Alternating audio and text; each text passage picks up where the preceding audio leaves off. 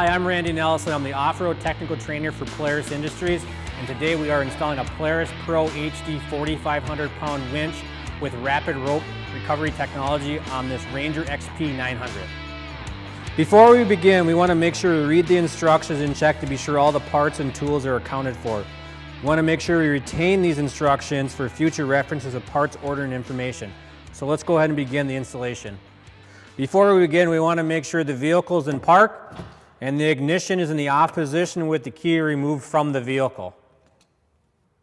So we're going to go ahead and disconnect the battery before we begin working on the vehicle. So the battery is located underneath the passenger seat. So if we just flip up the passenger seat, we can go ahead and remove the passenger seat from the vehicle. And then we're going to want to remove the storage tub that's located underneath the passenger seat to access the battery. So we're going to go ahead and disconnect the battery. We always want to make sure we disconnect the ground cable first before we disconnect the positive cable. So we'll go ahead and loosen up that nut. You have to wiggle the cable a little bit, get it off the post. And then we'll do the same thing with the positive cable. I want to make sure our wrench doesn't contact our negative post. Wiggle the cable.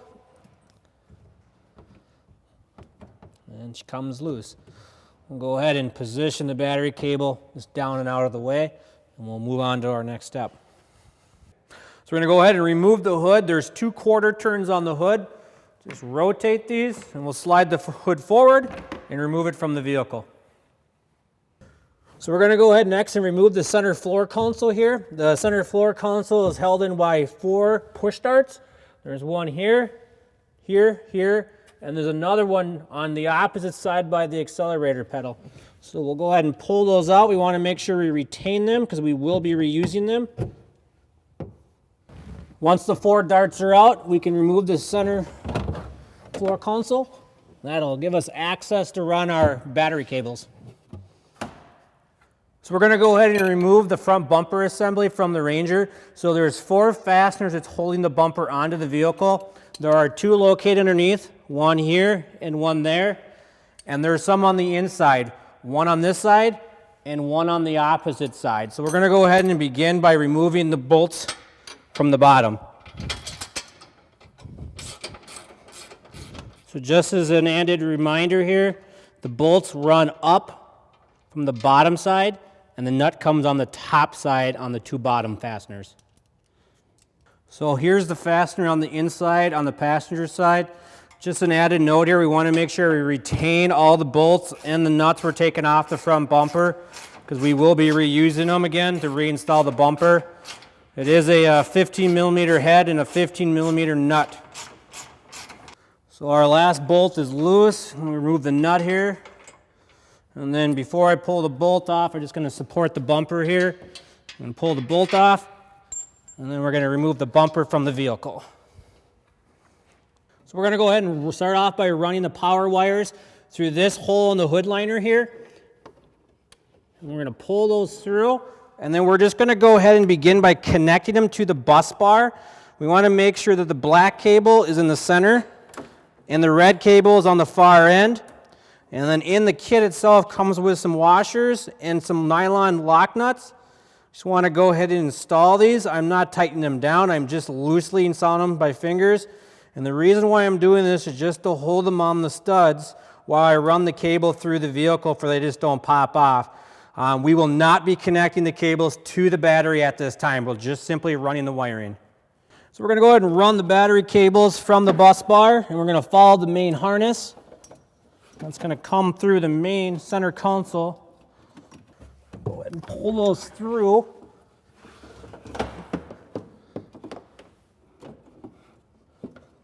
Once we get those pulled through, we're just going to go ahead and follow the aluminum tubing there for the cooling system.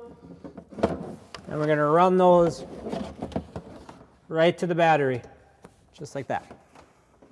So I'm just going to point out here, so here's our cable routing. It's coming down from the upper dash there underneath the hood, and then it runs down through the tunnel on the center console. I just want to point out that this line right here, this hose, it actually is the vent line or the atmospheric vent for the front gear case. We want to make sure we don't get crossed up in that, and we don't want to zip tie these cables to that and pinch that line off. So once we get all our wiring routed, from the terminal block, the bus bar under the hood, to the battery. Then we can come back and then zip tie our wiring for it looks nice and neat. And what we'll do is we'll zip tie the wiring to the main harness, and then up in here we'll just kind of tie it out of the way to the frame. So our next step here is we're going to install the winch contactor where it says winch contactor in the hood liner underneath the hood. It's going to sit in there like that with the wiring going off to the driver's side. So as an added note here, if you do need to adjust your overflow coolant line here, you can just kind of push these through the routing clips to give you a little extra swing or a little more hoop in that coolant line. That way your winch contactor will actually fit there. And the winch contactor is mounted in place with 4 Phillips screw heads. We'll go ahead and get those started. And this is an added note, we don't want to over torque these, they're just going in the plastic. So just snug them down until they bottom out.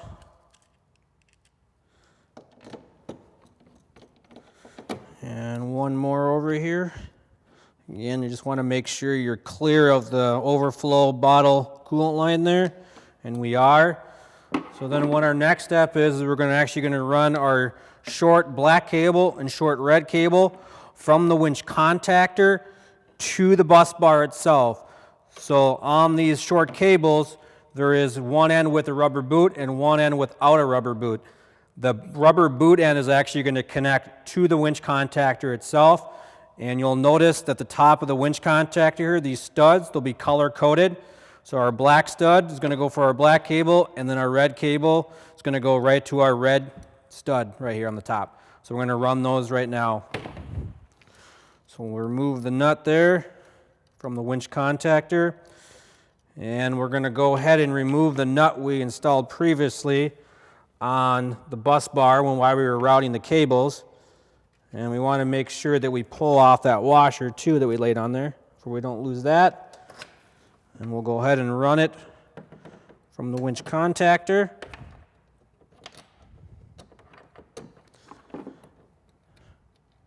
Put the nut back on, hold it in place, and then we'll run the other end to the bus bar. And we'll go ahead and reinstall our washer and our lock nut, and we're just going to put that on finger tight for right now. We'll finish running the black cable from the contactor to the bus bar. And you'll notice here there's a little slot here in the contactor, and that's kind of where they want the wire ran. That way it doesn't get pinched. Get that installed. We'll install our nut on there. And then we're going to go ahead and grab a 10 millimeter quarter-inch drive ratchet, and we're just going to tighten these down. We don't want to over torque them because they are just copper or brass. Otherwise we'll snap them off. And we'll do the same thing for the red stud. And then we'll go ahead and finish routing our black cable over here. Pull off that other nut and washer. And then what we're doing is we're going to grab our quarter-inch drive and using an 8 millimeter socket, we'll go ahead and torque these down. Again, we don't want to over torque these. Just need to snug them up until they bottom down. And then we'll just come back and take our rubber boots and we'll cover up our terminals here, and then we'll move on to the next step. So we're going to go ahead and install the winch onto the mounting bracket. So the winch is actually held onto the mounting bracket by 4 screws that are included with the kit.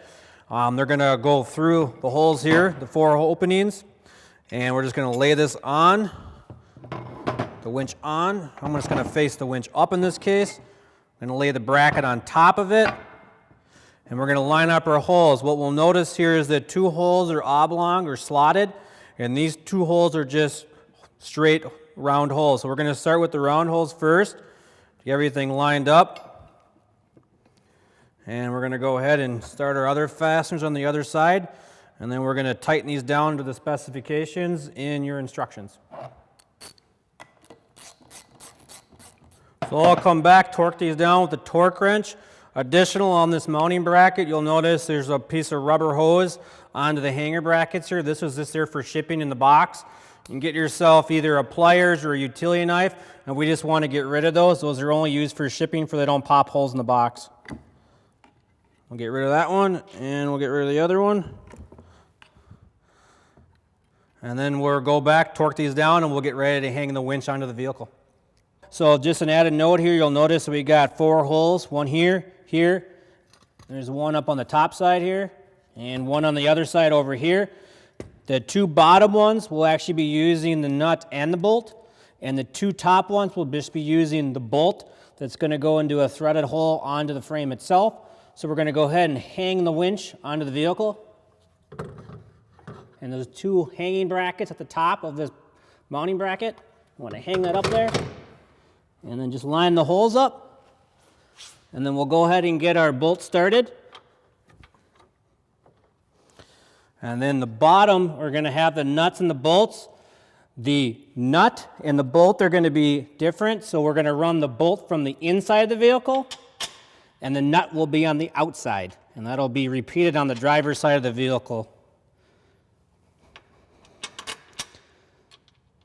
So we're going to go ahead and tighten up the bolts here. So just a little heads up here, the head of the bolt is going to be a 15 millimeter, and the nut is going to be a 17 millimeter. So we'll go ahead and finish tightening these up. Once everything is snugged down tight, you want to come back and just torque them to specifications that are in the instructions. The top one up here, the bolt that runs through the top, you're going to have to use a 15 millimeter wrench to get on there. You won't have enough clearance here with the socket, so that one's going to take you a little bit more time. Best thing to use would be a ratcheting box end wrench if you have one. So our next step here is we're going to run the blue and the yellow winch cables from the winch up into the dash through the hood liner to the winch contactor. So these are marked. The post on the winch has a blue washer here. I want to make sure we remove the nut, and there's also a washer that's going to come off with it. And we're going to want to torque those down. We don't need to over torque them, and I would even suggest just leaving them loose at this point in time until you get the cables routed up to the winch contactor. That way we can orientate the cable in a manner that it looks appealing to the eye and it routes better to the frame. And then we can come back and tighten those down the specifications. So we'll go ahead and do the same thing on the yellow cable.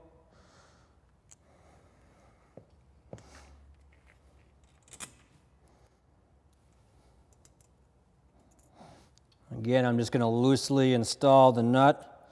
I'm not going to tighten them down yet. We're going to go ahead and route the yellow and blue cables up through the hole in the fender liner.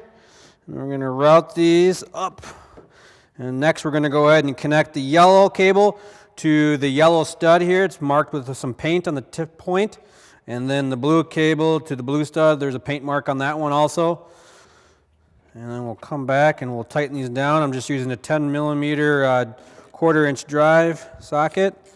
And again, we didn't want to over tighten them because we don't want to snap the studs off. And then we'll go ahead and run our rubber boots up over the top of these. Just like that. They're all secure, so I'm going to go ahead and go down here and tighten up the yellow and the blue cable on the winch itself, and those are going to be 10 millimeters also.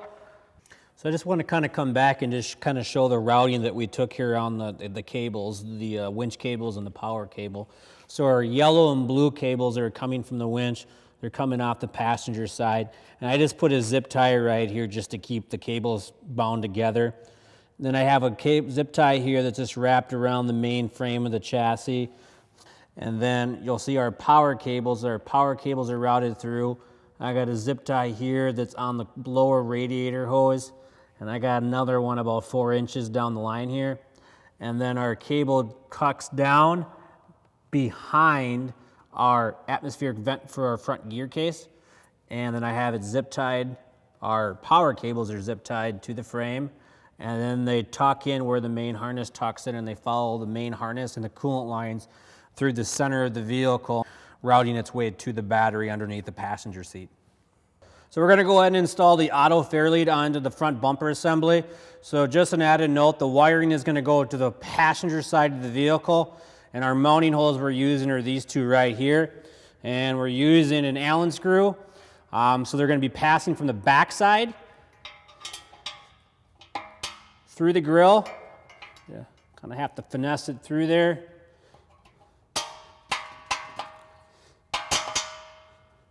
And then we're going to go ahead and put the fairlead on.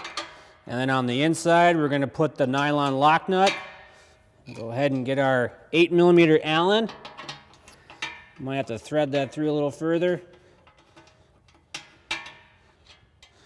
So we're going to go ahead and we're going to use a 17mm 3/8 drive socket, and we're going to use an 8mm on the back side, and we're going to go ahead and tighten these up.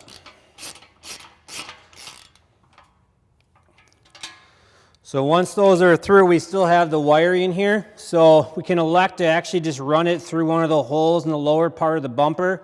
We'll push that through, and then what I'm also going to do is I'm just going to run a zip tie just to secure the wiring to the front plastic grill. Now is a good time to do that, since you can get to the back side of the grill. And we'll go ahead and just kind of get that in orientation for its, looks good to the eye. And then we'll go ahead and cut the access off. And we'll leave that through. So now that we got the fairlead mounted to the bumper assembly, what we're going to do is we're going to go ahead and pull some of the rope out of the winch itself. So I went ahead and turned the spool to N, or the neutral or free spool position. And I want to pull out approximately like 3 feet of rope. And I'm going to run it through the fairlead. And then we're going to go ahead and lift the bumper into place onto the vehicle.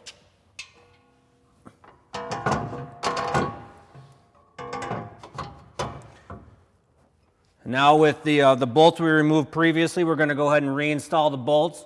Just as an added reminder, the upper bolts are the longer ones. They come from the outside and the nuts on the inside.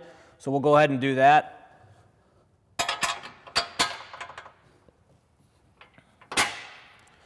And do the same on the driver's side. And then the shorter bolts are the ones that are going to come up from the bottom, and then the nut's going to be on the top side.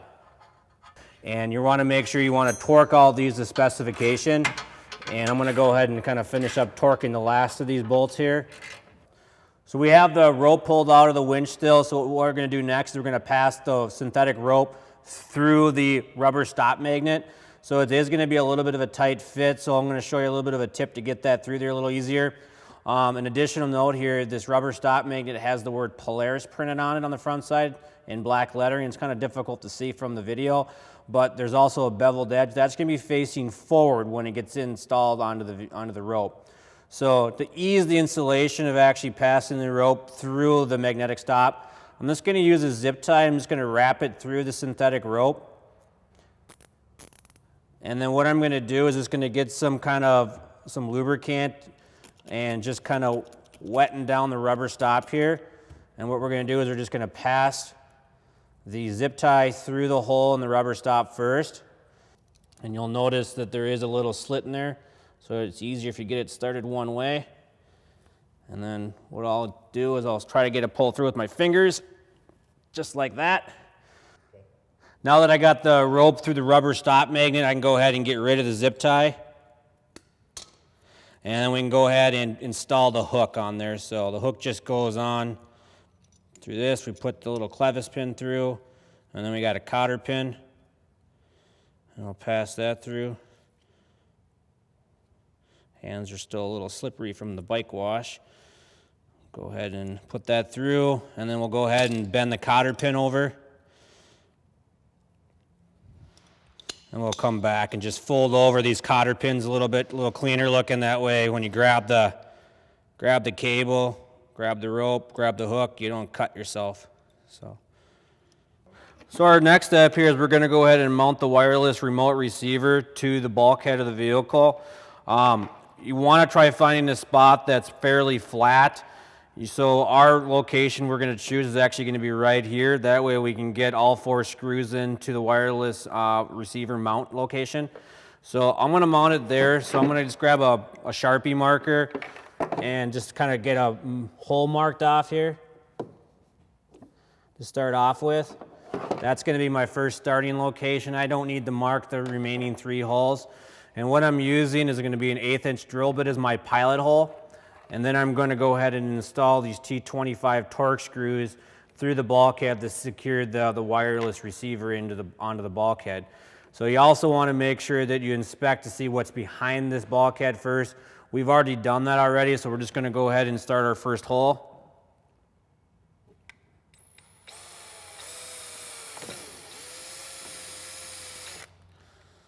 And then what we'll go ahead and do is we'll get our wireless receiver and our T25 TORX, and we'll go ahead and start screwing that in there and get that mounted. And we are installed. We'll get rid of those plastic shavings, and we're good. So we just finished up mounting the wireless remote receiver here to the bulkhead. So just an added note again, when you're drilling through here, just make sure you control the depth of your drill bit. There is a cross member behind there that is the frame. You'll actually, when the screws go through, they could potentially bottom out on the frame. It'll just kind of push this bulkhead out a little bit. Nothing to be concerned about. There is no wiring on our vehicle here, but again, always inspect that. So we're gonna go ahead and install the rest of our wiring here. So in your kit here, you got a splitter, which is this piece right here, the Y harness here, and then the connector here. So that Y splitter, one end of it, the green and the black wire is gonna plug into the wireless remote receiver box. The other end of that splitter is gonna plug into the control box. The other end of this splitter here, this would actually go into the dash. If you actually had a rocker style switch, our vehicle is not equipped with that. We are using the wireless receiver with the remote, so this plug will not be used. The other plug coming in here to the control box, that we're just gonna go ahead and route around the back side here, and we're gonna plug it into the winch contactor. That's where that's gonna go. And then additionally on here we have, on the control box, another wire. This wire connector that's going to have the two black wires on it is going to be passed down next to the radiator behind the cooling fan, and we're going to plug that into the fair lead, okay? Additionally, onto this harness, we're going to have two ends, an orange wire and a black wire, and these are actually going to be going to our bus bar. So the black wires are going to be our ground. They're on a ring terminal. And then our orange wire are going to be our power wires for the control box and the wireless interface, or excuse me, the wireless remote receiver, while these are spade connectors. So inside your kit here, they include two of these little jumpers. They're just a spade jumper that plugs on, and then the other end is a ring terminal that's going to go onto our bus bar. So we're going to go ahead and make these connections here. Once those are all installed, we can go ahead and route these to our bus bar, and we'll show you that here in the next step. I'm going to go ahead and route this down to my fair lead, and then we'll come back and we'll show you how we have the control box mounted and how this gets connected up. All right, so we're going to go ahead and connect our power wires up to our bus bar here. So again, we have the two orange wires. Those are going to go to key switch power. So that's going to be this stud here on the far right, which is going to be an orange with a white tracer wire. And then we have our black wires here on the ring terminals. Those are going to go to our center stud, which is going to be our black cable or our ground for the vehicle. As a reminder, again, the power is removed from the vehicle. The battery is disconnected, so there's no power going to this connector at this time. So we'll go ahead and remove the nuts from the bus bar. The nuts can either be an 8mm or it can be a 10. In our case, one of them is a 10, and then the two ones we installed earlier in the video, those are actually an 8mm. So I'm going to go ahead and remove the 10mm on the accessory power wire, or key switch power. So we'll install that on there, and we'll install our other orange wire on there, and then we'll go ahead and reinstall the nut. And just as an added reminder, we don't want to over torque these because we can break the stud off. So just snug them up down tight. It's tight enough. And then we'll go ahead and remove the ground.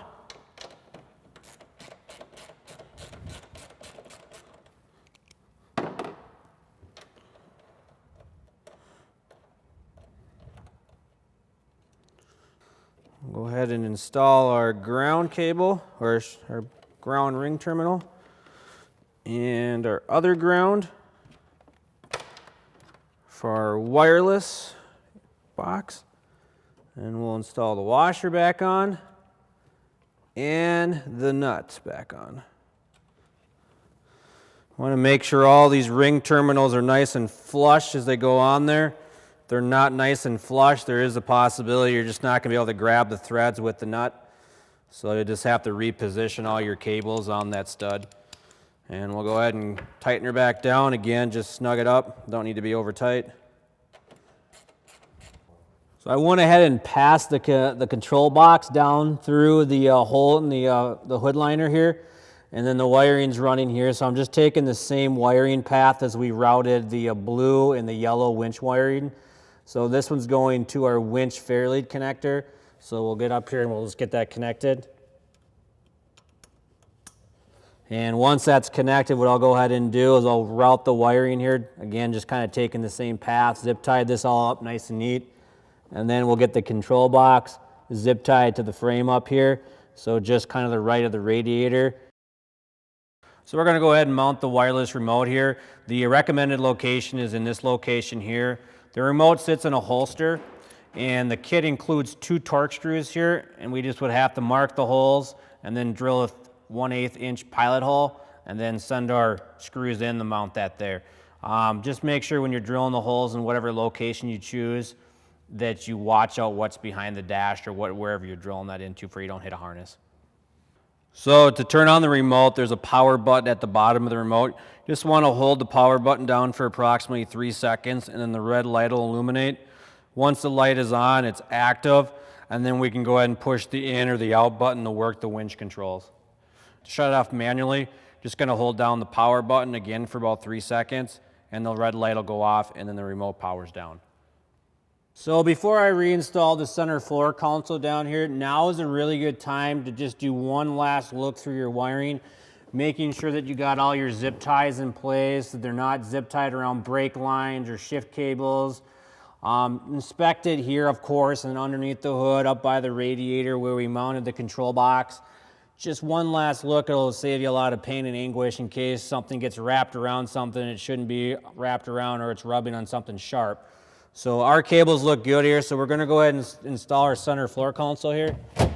And again, this is held in place with the 4 plastic darts rivets. So go ahead and reinstall those, the 2 up here and the 1 over here. And then the 1 on the opposite side by the accelerator pedal. And she's installed. So we're going to go ahead and reconnect the battery back up. We also got to connect our power wires that we just ran through the center console. So what we're going to do is we're going to just remove the nut from the battery terminal here, or battery connection, and remove that, and we're going to slide our power cable on there. And then we're going to reinstall our nut back onto the bolt. And then we're going to go ahead and connect up the battery positive post first, and then we're going to go ahead and tighten down that post. We're going to go ahead and repeat that same process on the ground cable. So I'm going to remove the nut and grab my black power cable that we ran, and you notice it's kind of got a little jog to it. We want to put that jog kind of down like that. That way it sits nice and flush up against that connector. And I'll go ahead and reinstall our nut back on here. And install our ground cable lastly. And then using our ratchet, I'm just using a 1/2 inch socket, 1/4 inch drive. And we'll go ahead and snug that down. And then we'll go ahead and route our battery boot for a positive post down on our cable. So we're going to go ahead and reinstall the passenger seat storage tub back under the seat. And we're going to go ahead and reinstall the passenger seat. So just the little clips here, just latch in on either spot, here and there. And then we can tip the seat back and just make sure we clear our seat belts. Lock it back down, and our next step is going to go ahead and reinstall the hood on the vehicle.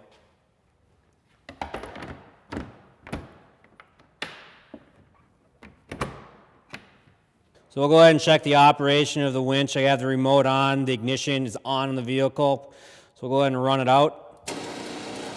And then we're going to run it back in and just keep the button held down and make sure the magnetic stop makes it to the fairlead and the winch stops operating. And it does. Everything works properly. So that concludes the installation of the Pro HD 4,500 pound winch with rapid rope technology on this Ranger XP900. For additional information on winches and accessories, please visit polaris.com/winches or your closest Polaris dealership.